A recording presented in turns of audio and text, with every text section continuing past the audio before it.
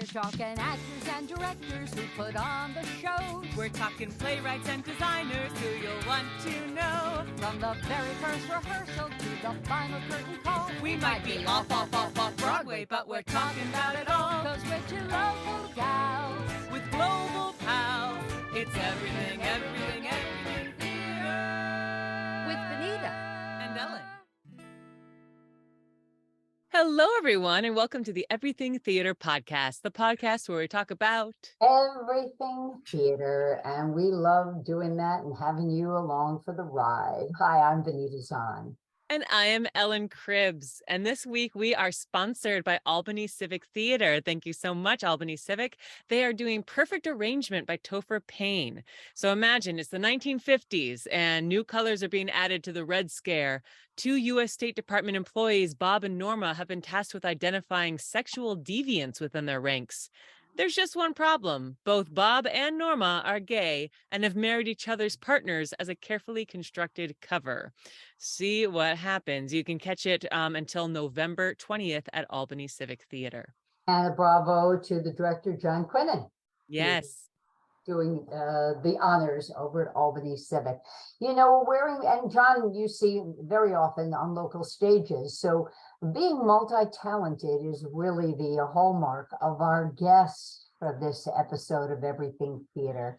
Helene Galek is from Albany, got her start in town. We were talking, she'd been graced the Albany Civic Theater stage, but now, Helene, you've moved on. You are directing and you're acting and you're a casting agent and you're relevant, low budget in the indies and folks really, getting going. Helene, give us a sense. How do you go from, you said when you were at one of the local a small production locally, and then boom, look at you here now. Well, it did take many, many years, but it's something I knew immediately. My mother thought, along with sports, that all little girls should have dance lessons. And so I studied with, if you remember, Jonah Lund School of Dance. And she's actually still alive. She's in California, and I found her on Facebook. Anyway, and I went, wow, this is fun. People are clapping, and they're looking at me. I like this. And when you're 5 years old, you just go with your instincts. You don't have all that logic. And I took my first trip to New York then, and I said the same thing. I'm going to live here. I like this city. So I did what everybody else does. You do school plays. I did dance recitals. I started writing, actually, when I was little, too, and on through school on the high school newspaper. And then I remember having my first audition at the JCC Drama Club with Eleanor Koblenz. I was a counselor, and I actually taught theater on a Sunday, they called it Sunday Fun Day program, with another gentleman. We taught 8 to 10-year-olds. And I auditioned, and it was a pretty good supporting role. And I was really lucky because a couple of the actors were actually New York trained actors, had done off-Broadway and everything, but then decided to settle in Albany. So I was with some really, really good people. And I did. Well, I want to jump in and just share for those who don't know, Sure. Eleanor Yeah. Koblenz, who Yes. has since passed, was a celebrated director locally and did some reviewing, as memory Yes, serves. that's right. But Eleanor really, and I had the good fortune of performing with her, and she was exacting.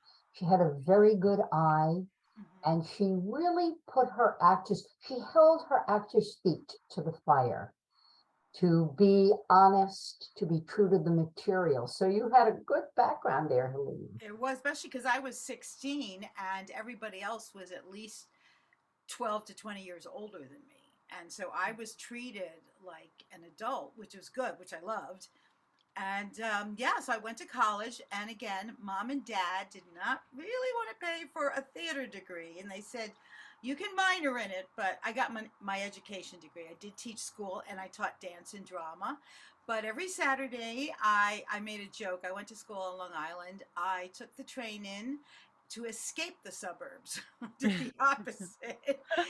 Came to New York, took my dance lessons, my singing lessons, saw Broadway shows, and just really just felt like this is, like that girl. If for the younger viewers, you can Google That Girl. That was a series in the mid 60s about a young actress coming from upstate New York.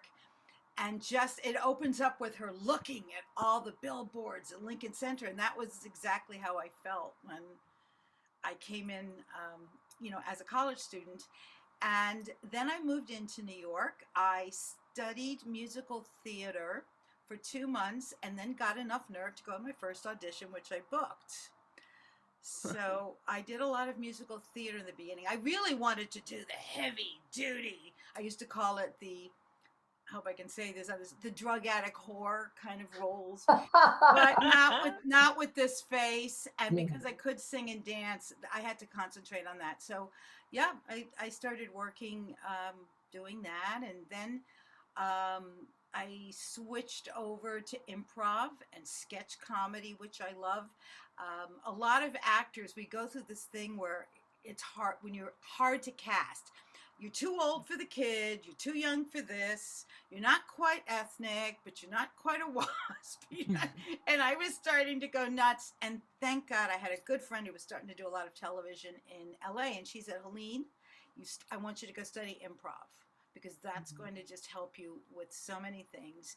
And I found all these sketch comedy groups. And the great thing about sketches, I got to play all these characters.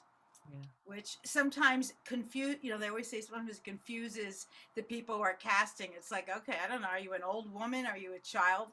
But sketch comedy allows you to do it all. And it really served you well because you were in an Amazon web series Yes, and I was. won an award for it. Yes.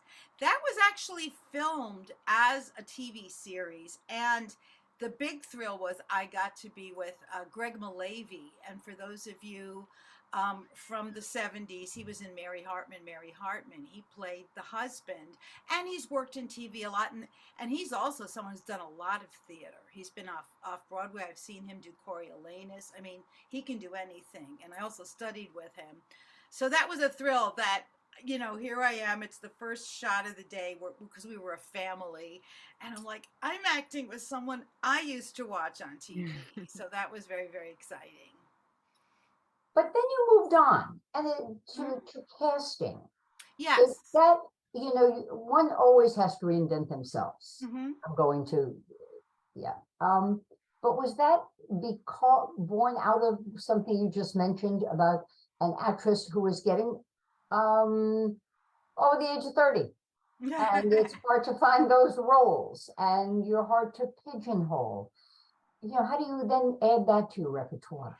Well, actually, that came afterwards. I've been casting for a little over 10 years. And actually, in the last 10 years, I finally jumped the abyss and I am getting all the good roles now. But that has also a lot to do with our society. And that's the interesting thing about theater and film, that a lot of times things are more accepted as we accept them in society. I remember when the minute Sandra J. O'Connor was elected to the Supreme Court, all of a sudden you saw female judges on TV. Mm. So a lot of times the society reflects. But to answer your question, I've always had a really good instinct for people. I worked in sales, have a big sales background, and I used to do all the pre-interviewing for anybody new because I could feel if they were the right kind of person. And then in the old days before email, I kept all my cast lists. So it just happened. Sometimes I'm in a show, somebody drops out, and they were like, can anybody find a replacement? And I always seem to find the right replacement. So sometimes you don't know of a job or career move that exists. It's just something you do naturally. But I was involved with a theater that sadly closed 10 years ago because of, New York rent. It was called Manhattan Theater Source. In fact, there was a couple Broadway shows that actually started there. One of them was called Title of Show. And and then one of the actors who was doing one of the plays there, I just got to see him in a strange loop. So it was a really good space. It was on McDougal, and what it was a volunteer company. So you could volunteer to stage manage, to work in the office, to usher for shows, and that's where I started casting, I said, I want to do this. I did my office work. Now I want to do this. And we had all these festivals, and I wasn't getting paid, but I got the experience of, setting up the auditions, contacting the actors, getting my monitors, getting the readers, and then doing it. And then, who helped me was one of my acting teachers taught at NYU. She taught film directors how to communicate with the actors so that if you wanted a certain performance, what kind of language to use. And so she worked with all these filmmakers, and she said, you think, oh, I'll just cast my friends. She goes, if you're a director or producer, you're going to have so much work. Go hire a casting person.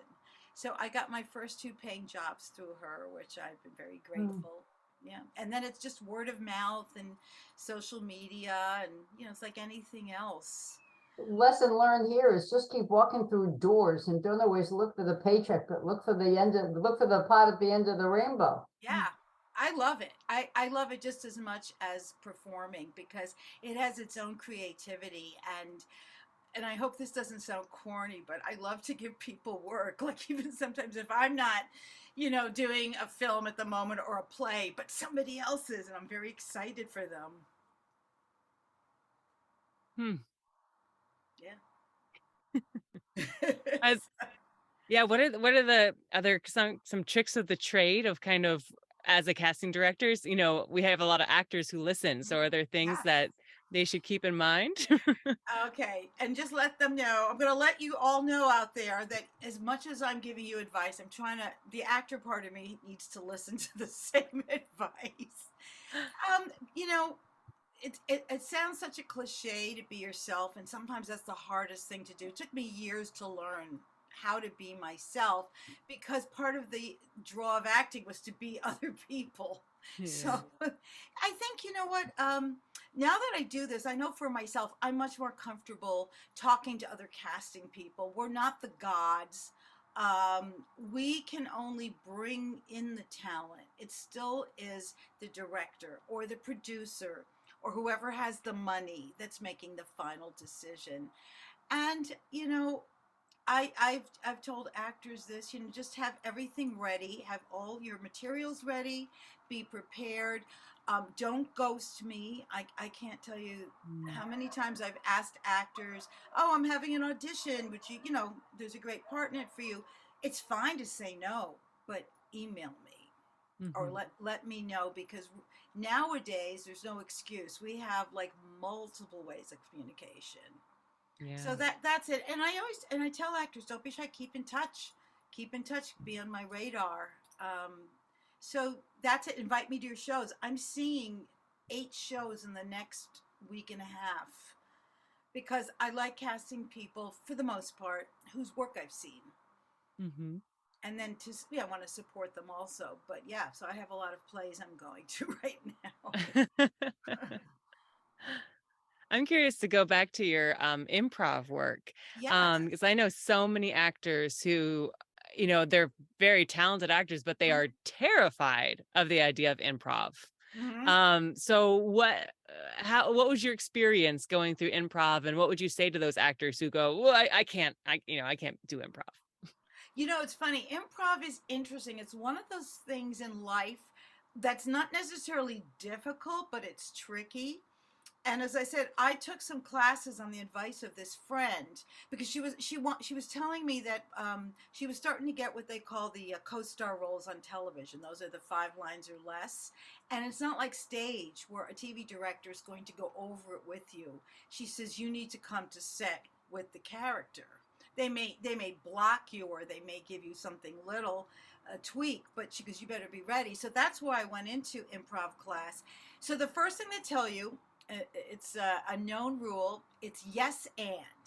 So if we're together and you say, Helene, so let's step into the car. I would never say to you, no, Ellen, I don't want to go in the car. I'd rather take a bite. You don't. Yes. And look who's in the car with us. What is that pink elephant doing there? Did you go shopping? So it's always yes and, which is great, because that's a good theater technique, because it makes you listen to the other actor when you're auditioning. And isn't that the key, is the listening? Yes. And ultimately, that's the key. Yes. It is. Yes, it is. It's listening and reacting, and it's really getting close to your instinct. Oh, and they also tell you in improv, don't try to be funny. The humor will just come out of the intention. Yeah. Yeah. So Yeah.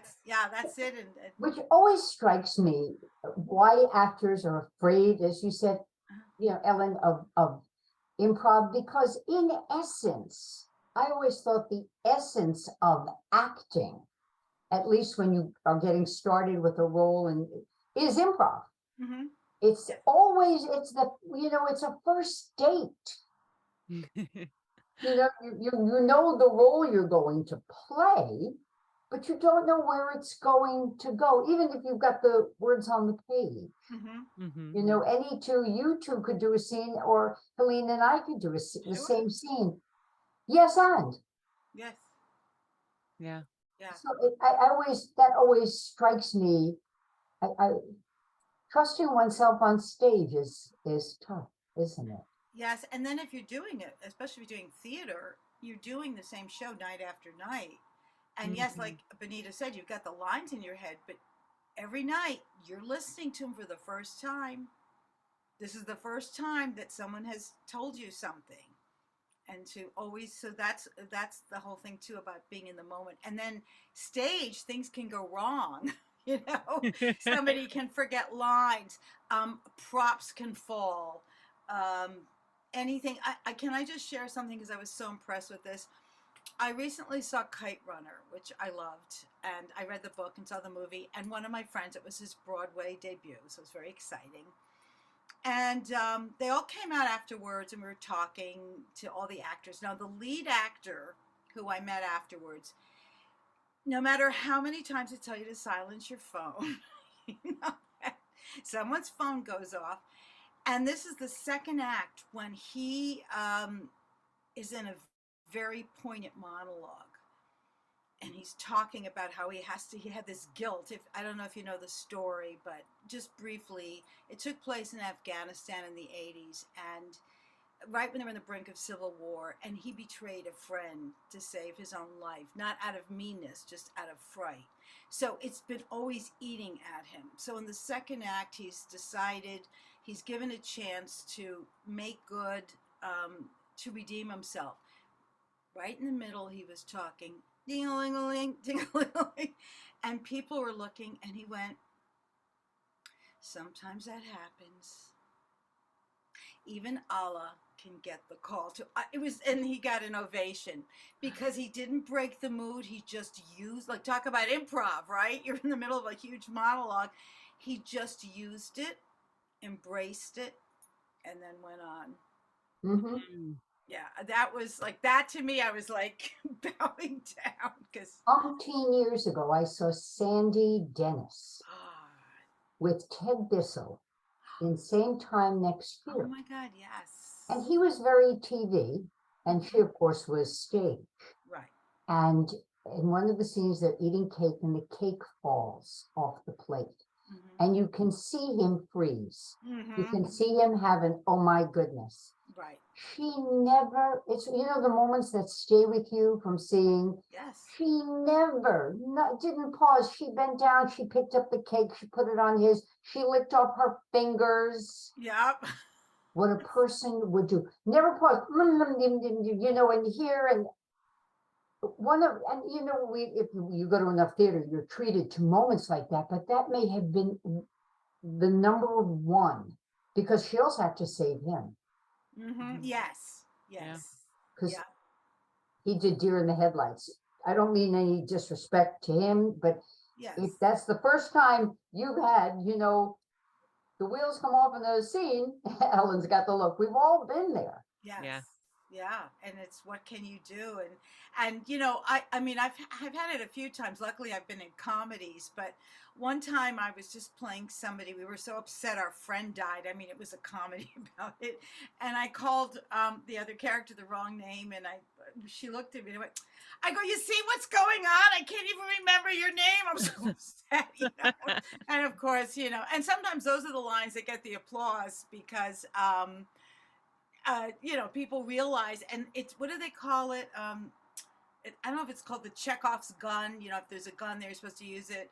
I just remember my acting teacher way back said, like, if you're ironing, let's say I'm talking to you, I have to put the iron upright, because if I don't do that, people are going to be staring at that iron. Yep. And it's interesting for you to share this, Helene, because these are things that I think actors either know and forget, or think they should, but no director suggests. And empowerment on stage is a funny animal,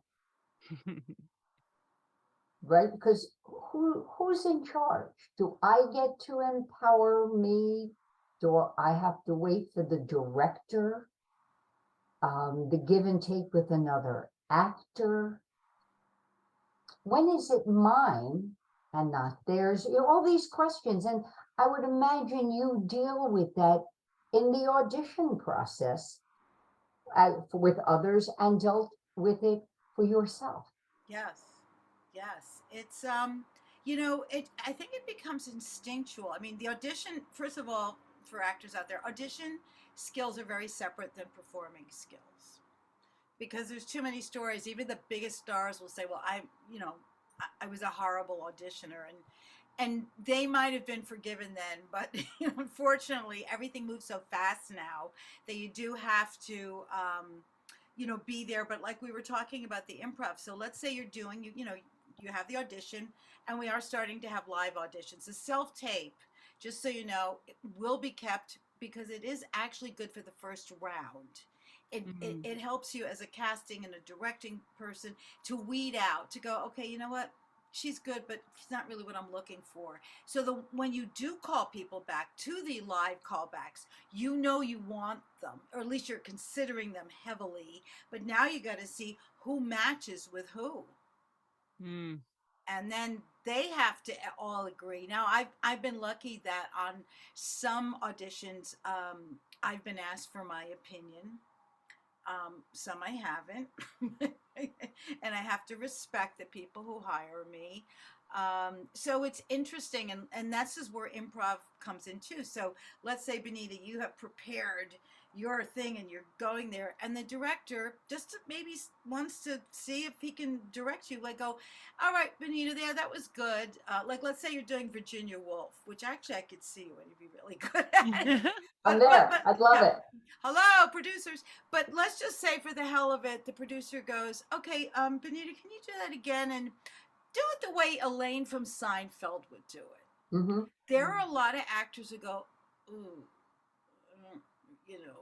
or they don't know, they might not know the show. So then, we'll try to come up with something else, but they can't move away from what they prepared. And I'm not saying it's easy, but. I had a director do that once for a movie. Yeah.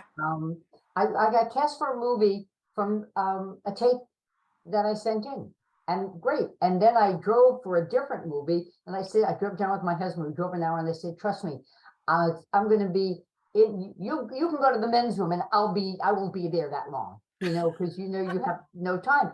And really, but you've got to understand that." Yeah. So I read the scene once. That was great. Can you read it? Basically, okay, good. You read it on your right foot. Can you read it on your left? Can you read it on your toes? Can you read it on your hands? Thank you very much. That's it.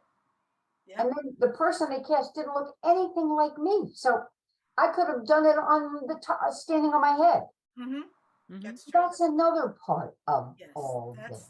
It's the hard part. And Helene, the actor, gets reminded by Helene, the casting director, and sometimes it's still disappointing. I love this role, and I've seen a couple times. I try to look up, like, the films I'm up. One time it was a supporting role. It was funny. It was cut. I went to IMDb, for people who don't know what that is, the Internet Movie Database, and that's where you can look up everything. And I'm like, God, that was a supporting role, but it was a funny role. And sometimes that happens. I'm up sometimes for the funny, the second banana. And in film, those are the extra little ones. That's where they start chopping. So the role wasn't even there, because I was just curious to see, I wonder who they did cast. So yeah, Huh. you never know. I think it's a miracle when someone actually does get cast in something nowadays. Well, and you said too, it just depends also on the pairing of the whole cast, because Yes. I've been to auditions where all of a sudden they said, okay, now everybody come in and just line up in a line. Yeah. And they literally are just looking, and they're looking at height, and they're looking at, just who blends. Chorus line. That's what broke that Yeah. the mysticism of the chorus call the musical. Yeah, because that's, as I said, I did musicals for many years before I went improv and then film and stage. And yeah, it's, you just have to have the passion and the joy, because that carries you through when there's frustration and or just even when you're in the middle of everything in life, as long as you clue into that. I mean, I know that sometimes, even if I don't feel I'm working enough and have an audition and then I finish it and I'm like, and I went, see, that's why I know it's the right career, because I feel good right You're afterwards. also writing. Yes, as I mentioned, I've written since I was a little girl. I used to write stories and poems for the newspaper. And then actually, when I was in sales, I wrote promotional newsletters for my clients. And then COVID came and I finally had some time, which I think a lot of people had said that during that time. Of course, I never went through the stack of half-read books that I thought I was going to get to. Yeah, I was lucky, and I told Benita this actually when I saw her last week, and I just want to put a little plug. She did an amazing Emma Goldman in Oh, Assassins. thank It you. was, first of all, the whole production. I was like, that's what it was. It was amazing. So just wanted to put that in. So I was telling her that I was so fortunate during COVID, being in the artistic community. Everybody was reaching out.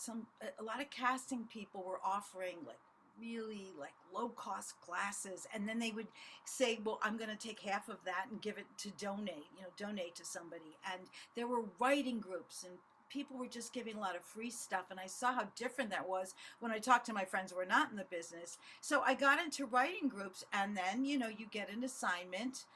You don't have to stick to it. You can write anything, but I liked the prompts. The prompts would get me, and that's when I started writing. I wrote. I've only written one play. It was fun, but I like other kinds of writing better. But I wrote a 10-minute comedy, and I wanted to write it for actors over 50. And I wanted to, it could be, it's two people meeting on a date. So in the beginning, I just said open, ethnic and racial groups open. And then I asked a friend of mine, he said, you want to have two guys read it? And I said, yeah, I wonder if it could work. He goes, yeah, you wrote two characters. So then I took the gender identity away. It's just, so when I send it out, it's almost like you just have to be over 50, but you can be anybody, you can be any combination, because it's two people. One's a player and one's a little hesitant. As long And as you're breathing, right? You as got long as two you're breathing and you're but funny, even yeah. that doesn't matter as long as you're breathing, right? That's right, exactly. And it did get into my first festival I submitted. It won honorable mention. It was supposed to have gotten a live performance. That was my gift, but the theater company changed formats, and they're only doing poetry now. It's a Nuyorican, and I love them. I'm not faulting them, because they also chose me to do the first poem I wrote. I'm sorry, not a poem, first monologue I wrote. And so here I am, the first time writer, and they're paying me. I mean, it's a stipend, but I'm getting money. I'm like, wow, this is exciting. And so yeah, I wrote a poem, and I had that published. And I had some. I was in this group again. It disbanded, where we were writing monologues for actors, a minute monologues, filming it, and then they put it together. All these projects to keep busy during COVID. So I'm working on a few monologues now, rewriting them. I would like to submit them, and We're yeah, so and then tight on time, but Ellen, there's got to be one close-up question. yes, I'm I sorry. No, know. I'm trying to talk as fast as possible, right? And I am writing a Yeah, book. Okay, yeah. I'll stop. I would say yes. Normally we do a close-up segment, rapid fire questions about you. You've answered a couple already, but I've got Pretty one or rapid two. fire. Sure. Do you have a favorite show? Um, it's hard to pick one. I'm gonna pick. Can I pick two, like an old and Yeah. a new one? So my old show, which I'm writing a book on, was the original Dark Shadows from the '60s. It's the Barnabas Collins is still the best vampire, so that's my favorite horror. And the most recent show that I watched that I really loved was The Watcher. Oh. I don't know if you know about Oh that. yeah, I've seen it. It's Oh yeah. true. Yeah. It was like I was like, hit pause. You've got work to do. You'll watch it later. What about live theater? Favorite live? Yes, favorite live theater. Well, that's a real difficult one. Do you want this year or forever? Let me pick one that I've seen multiple times that I will never get tired of. Is Gypsy. Mm. Gypsy is very close to my soul. It goes back to when I took dance lessons with my best friend, and she was little and cute. She was the June. And I was good, but not as good as her. I was Louise, but I was good in sports. And she left dance, and I'm the one who went into show business. So I've always related to it. This past year, I would have to say my favorites were Hadestown and Six. Mm. But I mean, I loved most of the plays I saw. I love Moulin Rouge too, which is a totally different experience. But yeah, I thought Hadestown and Hamilton, those they're just brilliant. Is there a certain play or even a specific role that you haven't done yet that you said, yeah, one day I want to do that? Wait, you want a list? uh, Boy, that's a good one. I'm trying to think. Because I always, you know why it's hard. This is a hard question for me because most of my theater has been new things. I have very mm-hmm. rarely played something that's been done. I know. I'll tell you. I would like to do. And I'm forgetting her name. She was drunk. A Delicate Balance. I actually saw Elaine Stritch do that role Oh, as the yeah. sister. That would be great. I think I finally have the gravitas to do that. Something like that. Yes. But yeah, I'm so used to creating the roles for new material. So Do you prefer doing new material to existing um, space? no, I don't think it's a preference. I mean, I think you go where the work is. Sometimes it was a little tough when I'd meet an agent or something and they're looking at all my credits. They don't recognize anything. Mm. So I was, when I was younger, I was very fortunate. I worked with Maya Angelou and I did her original show. So that was really good. Yeah, I've got a couple plays on there that have been done. I'd love to do Shaw. I'm in love with Shaw. He understood women in the 1880s. Why do men still have trouble? And we're going to leave it at that. That's Yeah. one of those big questions out there because we just want to remind folks again about Perfect arrangement at Albany Civic Theater. Speaking of, why don't people just understand, right? This is the world not understanding how people work and who people are. It's funny, it's poignant. Check it out. Albany Civic Theater from November 4th to the 20th. And when you buy your tickets, let them know you learned about the show by listening to the Everything Theater podcast. Yes. Helene Galek, thank you so much. One woman, everything. Thank really you. appreciate your time. Can't wait to find out what you're doing next. So And you too. Look who's talking. Takes one to know one. This one's a Wonder Woman. Yeah. And let me tell you, we got to get you up to speed on Ellen. She's directing a show coming up and a phenomenal performer. In fact, quick aside, Ellen and I met, at the old, we were both doing Shakespeare in Love. And in the old Capitol Repertory Theater, there was a long dressing room. And we sat next to each other and the conversation was, yeah, really, I've been talking about doing a podcast and I've been talking about doing a podcast. Went, okay, let's do a podcast. I love that. Yeah. Absolutely. Thank you so much for having me. I had a really great time. Great. And Ellen, it was so nice to meet you and You as Benita. well. And I'm going to be up in Albany next month. Oh no, it's this month, November, for Thanksgiving. Love So let's do coffee. Well, coffee, we'll talk. No big whoop. Thanks, Helene. Thank you. Don. Thanks, And I'm Ellen. Ellen Cribbs. We'll check you next time. Have a great night.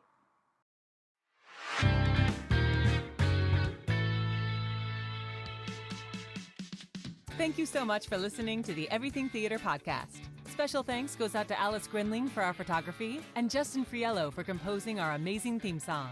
Please remember to subscribe to our podcast and follow us on Facebook, Twitter, and Instagram. If you want to share your thoughts or what's going on in your theater community, you can reach out to us on social media or through our email at everythingtheaterpodcast@gmail.com. Till next time, it's everything, everything, everything.